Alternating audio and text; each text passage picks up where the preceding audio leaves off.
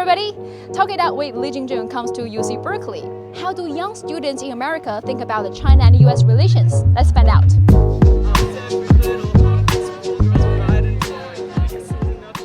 Have you been to China before? No, I haven't. I have not. I have not. I would love to go someday though. When I was little. I have not, no. I've never been to China, no. And so far, what do you know about China or Chinese culture?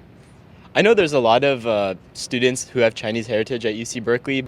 Not a ton, definitely.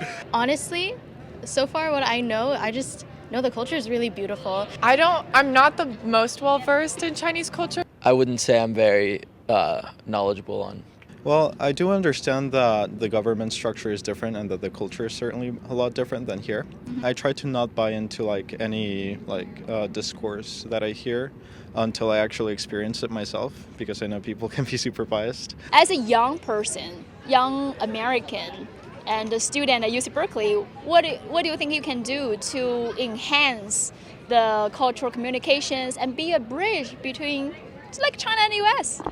We can all, by building community with our peers, with our friends, with our teachers, with just the community at large, that coming together and having those conversations, getting to know people, getting to know their background. I think that's how you start breaking down those barriers, is just having those one-on-one conversations, and not letting politics or anything aside, get besides the fact that I would say to first understand the situation and communicate clearly.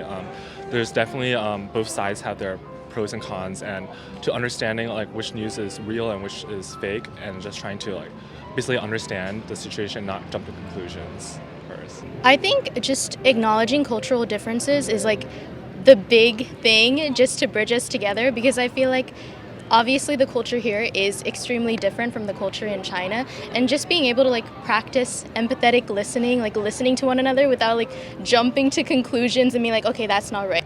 The most important thing is to separate that certain government actions don't define a people, and genuinely just trying to understand just the everyday day-to-day of people from different cultures is really important to. Yeah, I think just having open dialogue, communicating what each group's goals are, that really helps for just maintaining positive relations. I'm not too educated on the matter, but I'm sure those who are, if they have an open collaboration and communication, that would help improve the relations. Whenever we are anywhere in the world, we try to not only coexist with others, but also include them and make a conscious effort to actually to be warm to everyone and to show our culture to each other, if that makes sense. Not just to keep it to ourselves, and to try to be respectful about it. Absolutely, respect is super important,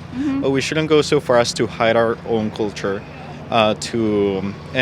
and the fear that others won't be comfortable around it, if that makes sense.